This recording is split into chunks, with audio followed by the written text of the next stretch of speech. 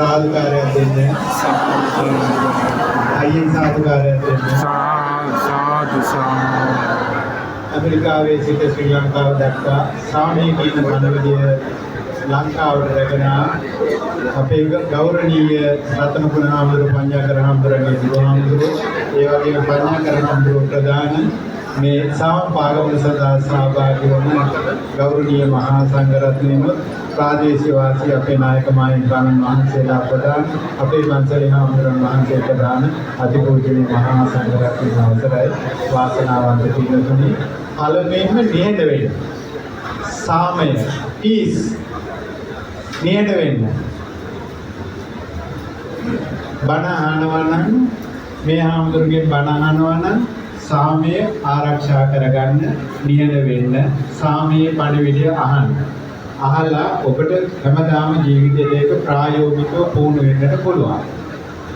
ඔබ ශබ්ද කළොත් ප්‍රශ්න දෙකක් තියෙනවා. එකක් තමයි සාමයේ පණිවිඩය ඔයගොල්ලෝ අහන්නේ නැති එක. දෙක තමයි අපේ ප්‍රතිරූපයේ මේ ඔක්කොම මේ වෙනකොටත් අද මාධ්‍ය වලින් යනවා ලෝකේ වටා. අපේ රට පිළිබඳව සහ අපේ ජනතාව පිළිබඳව බෞද්ධ පින්වතුන් පිළිබඳව ඇති වෙන විදේශී අයට ඇති වෙන හැඟීම වෙනස් වෙනවා.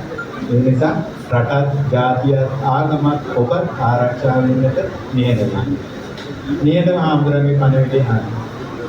I would like to invite to Venerable Panyakar to give a very short speech to understand the message to the people. Thank you.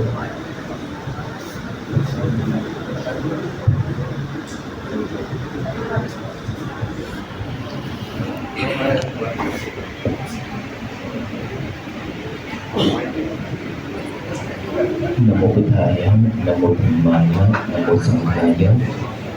Respected Mahasangha, respected government officials, and hello to everyone.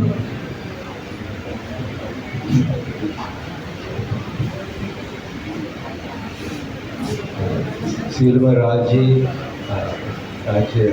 නිලධාරීන්ට ගෞරවනීය සංඝරත්නයන් ඔබ සැමගෙනුත් අද අවසරයි.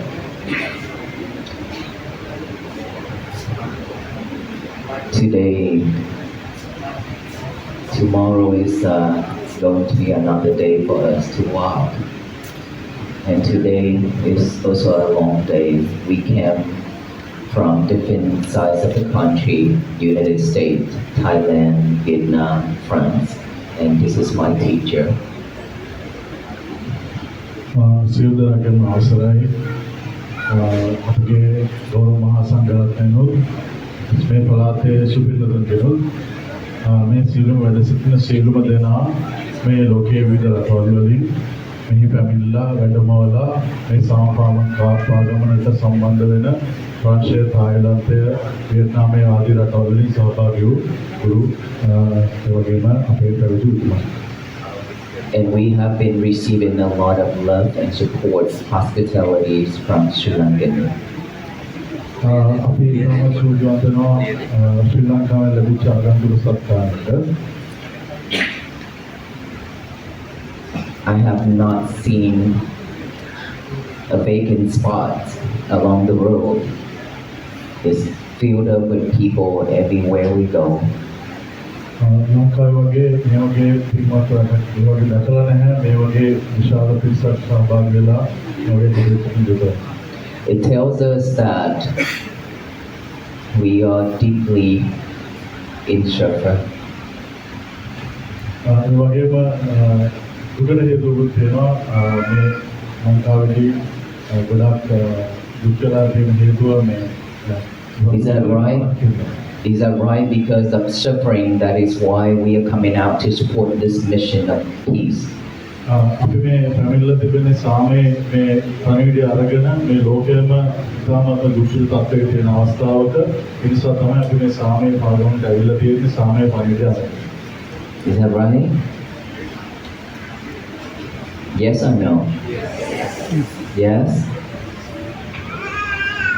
So, what have you learned from the Walk for Peace Venerable monks? ඔබ බොහෝ දේ ඉගෙන ගැනීමට තිබෙනවා මේ සියලුම ස්වාමීන් වහන්සේලා. Can anyone tell me what have you learned from the Wapo Peace Month? කාටද කියන්න පුළුවන්ද මේ පාගම නිසා ඔබ ඉගෙන ගත්තේ මොනවද? Or it's just a movement that you just want to come out and offer and then watch?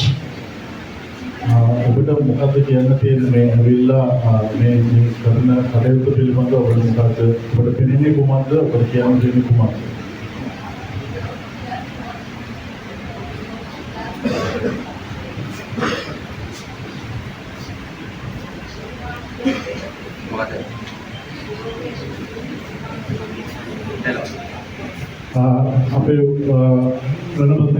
She's saying that this is the message given by the Lord Buddha to the world, and you are taking that message around the world. So we get the message, we get the idea of Wapo Peace.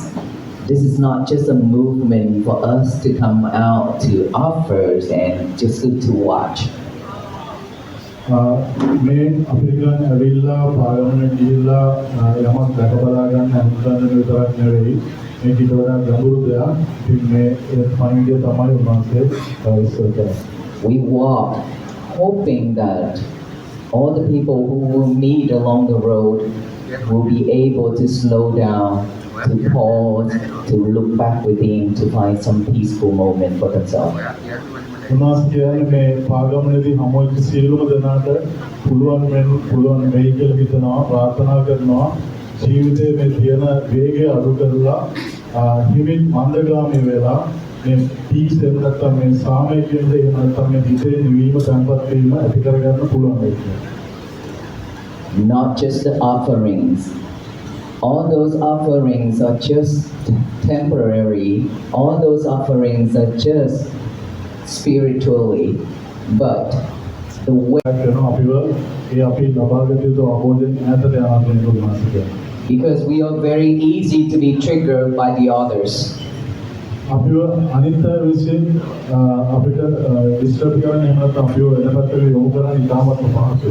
So when you are being triggered, you react, and when you react with anger.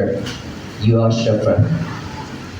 ඔබ එහෙම වෙන පැත්තකට යොමු කරාම ඔබේ අවධානය යොමු කරාම ඔබ ඒකට ප්‍රතික්‍රියා කරනවා ප්‍රතික්‍රියා කරපු ගම ඔබ ප්‍රතික්‍රියා සිද්ධ කරන්නේ කේන්තිය ක්‍රෝධය එම නිසා ඔබට එතනින් එහාට යමක් කරගන්න පුළුවන් වෙන්නේ නැහැ. For that reason, being not reacting so quickly is based on mindfulness. අපි එහෙම එළබගස්සේකින් යුතු සිටිනවා නම් අපිට එහෙම ප්‍රතික්‍රියා කිරීමක් අවශ්‍ය නැහැ. අපිට ඒ පිළිබඳ අවබෝධයක් ඇතුව ක්‍රියා කරන්න පුළුවන්. If you practice mindfulness like that every single day, breathe in, just aware of that breath going in, and thought pop up, aware of that thought, acknowledge of that thought, observe that thought, then come back to your breathing. ඔබ සාමාන්‍ය ජීවිතයේදී ජීවිතයේදී හුස්ම ගැනීමේදී ඒ පිළිබඳව ඉතාමත් සැලකිලිමත් වෙන්න, ඒ පිළිබඳව ඉපදැසීමේ දොසිතින්න, හුස්ම ඇරීමේදී ඒ පිළිබඳව සැලකිලිමත් වෙන්න, ඉපදැසීමේ දොසිතින්න, විවිධ මේ නිරායසින් ඔබට පුහුණු කරන කාර්යයක් බවට පත් වෙනවා. Because of practicing mindfulness, when you want to say something, when you want to say something to someone else, you are mindful to know that which sentence, which words you should deliver. ඔබ එහෙම කරනකොට ඔබ විසින් ප්‍රකාශ කරන වචන වාක්‍ය සියලු දෙයක්ම ඔබ මනවින් කල්පනා කරලා බලලා තමයි තාමත් සැලකිලිමත් තෝරගෙන තමයි ඔබ විසින් යම් කෙනෙකුට ප්‍රකාශ කරන්නේ. එතකොට ඔබ මේ මානසික මයින්ඩ්ෆුල්නස් එක නැත්නම් මානසික ඒකාග්‍රතාවයෙන් එතනින්ම පුහුණු කිරීමක් සිදු වෙනවා.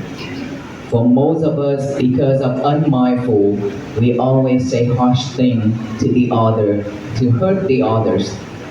අපි එහෙම පුහුණුවීමක් කරන්නේ නැති හින්දා අපි පාවිච්චි කරන වචන හින්දා අපි ඒක කියන විදිහ හින්දා අපි ක්‍රෝධයෙන් කියන හින්දා අනිත් අයට අපි ගැන තරහක් ඇති වෙනවා සහ අපි ක්‍රෝධයෙන් දේවල් කිවීමක් සිද්ධ වෙනවා.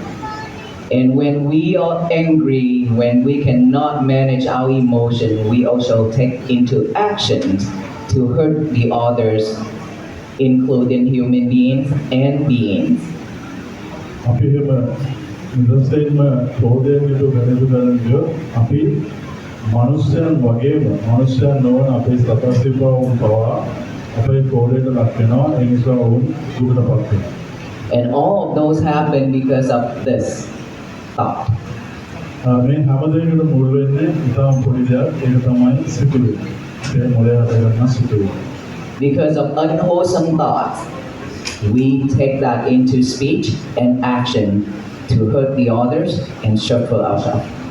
අපි ඒ කියන නොසිතා ක්‍රියා කිරීම හේතුවෙන් අපි මේ කටයුත්ත මේ සිතුවිලි ක්‍රියාකාරීත්වයට පත් කරගෙන නැත්නම් ක්‍රියාත්මක කරලා අපිට අගතියක් කරගන්නවා. බාහිර පාර්ශ්වයට අගතියක් ඇතිවෙනවා. That is why the Buddha taught us how to control, how to manage our emotion, and how to aware of all these things happening within us. ඒකින්ද තමයි බුදුරජාණන් වහන්සේ දේශනා කළේ අපි මේ සියලු දෙයක් පිළිබඳව මන අවබෝධයෙන් නිර්භයසී වැඩි කළ යුතුයි. එතකොට අපිට මේ අපේ විසින් වෙන අගතිය සිදු නොකරගෙන සිටිය හැකි ජීවත් වෙන්න හැකි කියලා. If we not be able to manage our emotions, we going to repeat this samsara life after life non-stop. අපිට මේක පාලනය කරගන්න බැරි වුණා. අපිට මේ සිතුවිලි පාලනය කරගන්න බැරි වුණා. අපි මේ සංසාර ගමනේ දිගින් දිගටම එල්බෙනවා. මේ සංසාර ගමනේ දිගටම යෙදෙනවා. ඒක ඉවරයක් කරගන්න බැරි වෙනවා. And one of the most effective way to practice to train our mind හොඳම ක්‍රමය අපේ සිත මනස පුහුණු කරන හොඳම ක්‍රමය is for you to wake up in the morning having a job to do. උදේ නැගිට්ටාම ඔබට යමක් කළ යුතු තිබෙනවා නම් ඔබ උදේ නැගිටින විට ඔබ දන්නවා ඔබට අද දවසේ මට යමක් කළ යුතු තිබෙනවා කියලා. ඒක තමයි හොඳම දේ. What is that job? මොකක්ද ඒ දේ? When we wake up in the morning after a long night of rest, if we don't give our mind a job to do, it will automatically pick up all the trash to chew it over and over. අපිට එහෙම ඉතාමත්ම අපි දෙයක් තෝරගැනීමක් කරේ නැත්නම් අපි උදේ නැගිට්ටාම අපිට හිතරෙන ඕනම දෙයක් අපේ අපිට එන ඕනම දෙයක් අපි පිළි අරගෙන ඒ ඔස්සේ කටයුතු කරන්න යනවා. ඒක නෙමෙයි අපිට වෙන්නේ. Just like the cow, after eating grass, is always chew it over and over that grass in his mouth. ගවයේ තනකොළ කාලා මොළේ තියාගෙන නැවත නැවත ඒක හපනවා වගේ අපිත් මේ ක්‍රියාව නැවත නැවත කිරීම සිදු කරනවා. අපි හිතාමතා සිහියෙන් යුතුව නොකළොත්. Our mind is the same thing. If we are not giving it a job to do, it will automatically pick up all the bad things, all the bad habits, undesirable things, unhappy things in life in the past to think it over and over. That is when we are overwhelmed with thoughts. අපේ මනසට කිව්ව නැත්නම් කළ යුතු දේ කුමක්ද? තෝරාගත යුත්තේ කුමක්ද කියලා අපේ මනස ස්වභාවයෙන්ම නිරාශයෙන්ම ස්වයංක්‍රීයවම අපේ වර්තමානයේ සහ අතීතයේ වෙච්ච දුක්ඛ හෝ සතුටුදායක දේවල් තෝරගෙන ඒව ඔස්සේ නැවත නැවත ගමන් කිරීමක් සිදු කරනවා. And then that is suffering. ඒක තමයි අපි කියන්නේ විපාක දීම කියලා. නැත්නම් අපි දුකටපත් වීම කියලා. So what kind of job you should give your mind to do in the morning when you wake up? First, after you woke up, make your bed nice and neat. ඔබගේ මොළයට පණිවිඩ දීම පටන් ගත යුත්තේ උදේ නැගිට ගමන් පළවෙනි කාර්යය ඔබගේ ඇඳ නැවතත් තිබු ආකාරයට නිසි ආකාරයෙන් සකස් කරගන්න. Go to the bathroom and do your things and then come out, get a piece of paper and a pen. ඊළඟට ඔබ පොළයක් සහ පෑනක් නැත්නම් පැන්සලක් අරගන්න පුරුදු වෙන කියලා. It doesn't matter that you already memorize it or not, but you still have to do this every single day. This is a habit. This is how you train yourself to have a new habit of writing down a statement say, today is going to be my peaceful day. අද දවස් තමයි මගේ ජීවිතයේ සාමකාමීම දවස කියලා පොළ අරගත්ත පොළේ පෑනේ ලියන්න පටන් ගන්න ඕන. මේක දිගුකාලීනව කරොත් අපි නොදැනුවත්වම අපිට මේ සාමයේ හිතේ ඒකාග්‍රතාවය ලබා ගන්න පුළුවන්. Why do we have to write that statement? If we don't write something better, we don't write anything that is positive, that is beautiful, then we can just write something that is not nice, that is not happy, then our day will be messy. අයියෝ පිළිම සතුටුදායක එහෙම නැත්නම් positive දෙයක් අපි එහෙම ලියන්න ඕනේ. අපි එහෙම ලියුවේ නැත්නම් වෙන්නේ නෙගටිව් දෙයක් එහෙම නැත්නම් නරක දෙයක් අපේ හිතට එල්බෙලා අපේ හිත අප දවස පුරාම පාලනය කරනවා. Just like the computer with the keyboard, whatever you enter on that keyboard, it will pop up on that screen. අපේ ඇඟිලි වලින් අපිට පුළුවන් අපේ කම්පියුටර් එකට පරිගණකයට යම්කිසි දත්ත පුරවාර යමක් ඇතුළු කරන්න. ඒ ඇතුළු කළාට පස්සේ අපේ ස්ක්‍රීන් එකේ පේන එක ඒ වගේ අපේ හිතට අපේ මේ නරක දෙයක් ඇතුළු වුණොත් අපේ දවස පුරාම අපේ ස්ක්‍රීන් එකේ තියෙන නරක දේ. Same thing, our mind is exactly just like that. If we don't give our mind something better to do, then just it's gonna repeat it all the bad things in life. අපි එහෙම හිතාමත්මාව positive දේවල් නැත්නම් හොඳ දේවල් අපේ ඔළුවට ගන්න නැත්නම් අපේ ඔළුව පරණ දේවල් නරක දේවල් අරගෙන එයාට ඕන විදිහට මේක පාලනය කරන්න පටන් ගන්නවා. What you think is what you become. ඔබ සිතන දේවල්ට පත් වෙනවා. And for that reason, me writing down the statement say today is going to be my peaceful day, and then after that, read it over and over with our eyes. Now the eyes and the mind is pairing with each other. අපි දවස් පුරා දකින දේවල් අපේ මනස විසින් අපේ ඇසට විසින් මනසට එකතු කර යුතුයි. මේ ක්‍රියාවලිය අපි දවස් පුරාම සිද්ධ කරනවා. And then read it out loud with our mouth. Now the mouth is pairing with our mind. ඊළඟට අපේ මේ වචන පිළිකරන අපේ කට මුඛය සහ අපේ මොළය කෙනෙක් ප්‍රේරණාන්ත සම්බන්ධ වීමක් වෙනවා. අපි ඒකත් දිගටම සිද්ධ කරනවා. Just say it out loud. Today is going to be my peaceful day. Just tell the universe that. හයියෙන් කියන්න today is going to be my peaceful day. හයියෙන් කියන්න. Again, today is going to be my peaceful day. අද දවස මගේ සාමකාමීම දවසයි. That is Sinhalese? Yes. Oh, thank you. If you can do that every day, to tell the universe that today is our peaceful day, it's because we've been spreading hate, anger, delusion, greed, and everything that is unwholesome to the universe. අපි මේ පණිවිඩය අපි ඒ ආකාරයෙන් විශ්වයට මුදා හැරියේ නැත්නම් අප විසින් අර මොළයට අවශ්‍ය කරන දේවල් කළොත් අප විසින් විශ්වයට මුදා හරින්නේ ක්‍රෝධය, වෛරය, එහෙම නැත්නම් අවිද්‍යාව වගේ දේවල්. That is why we've been receiving so much disaster and suffering. ඒ හේතුවෙන්ද තමයි අද ලෝකෙට මේ වගේ විනාශයක් වෙලා තිබෙන්නේ. So now, we only spread peace, loving kindness, compassion by stating that statement to the universe. Today is going to be my peaceful day. අද දවසේ ඉඳලා අපි විශ්වයට මුදා හැරිය යුත්තේ ආදරය, කරුණාව, දයාව, මුදිතාව වගේ අපේ බුද්ධ ආගම කියලා දෙන දේවල් ඒක තමයි අපි විශ්වයට මුදා හැරිය යුත්තේ.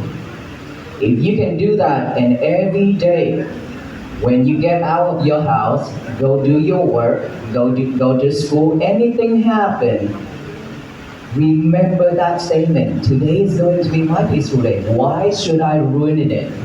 Why should I mess it up? අපි කොහේ ගියත් රාජකාරියට ගියත් ඔෆිස් එකට ගියත් ඉස්කෝලේට ගියත් පාසලට ගියත් කොහේ ගියත් අපි මේ දේ කරන්න ඕනේ. එහෙම කළේ නැත්නම් අපි විසින්ම අපේ දවස නාස්ති කර ගන්නවා. අපේ දවස ප්‍රයෝජනකින් නැත්නම් බාරපත් කරනවා. By thinking that way, you will not mess your days up. එහෙම කරා කියලා ඔබගේ දවස විශ්වාසකාරයෙන් ගත වෙන්නේ නැහැ. Because it's your peaceful day. මොකද ඒක ඔබේ පීස්ෆුල් දවස් විදිහට නිසා ඒකෙන් ඔබ ඒක නිතරම මානසික ස්ථිරපත් කරලා කළ යුතුයි. So I want you to take that into action starting from this moment on to change our life and imagine all the people in this island of Sri Lanka can do this together every day. ඒ නිසා ශ්‍රී ලාංකිකයන් විදිහට මේ ශ්‍රී ලාංකික මේ දිගටම සිටින සියලුම දෙනා මේ මොහොතේ සිටින මේ කටයුතු සිද්ධ කරයි කියන එක තමයි උන්වහන්සේගේ එකම ප්‍රාර්ථනාව. අතන අපි ඒ සඳහා සාදු කියලා This country, this world will be changed because of that positivities that we spread it. උන්වහන්සේ කියන්නේ ඒ ආකාරයෙන් අපි සියලු දෙනාම හොඳ දේවල් හිතන්න ගත්තොත් අපිට මේ රටේ අනාගතය මේ රට තියෙන ආකාරය වෙනස් කරලා හොඳ පැත්තකට මේ රට පරිවර්තනය කරගන්න පුළුවන්. That is how you walk with the Venerable monks on this journey of Walk for Peace. එහෙම තමයි මේ ගමන මේ සාමය සඳහා පාරම සඳහා ඔබ සහභාගී වන්නේ සහභාගී වූයේ සහභාගී විය යුතුයි. Not physically, but spiritually.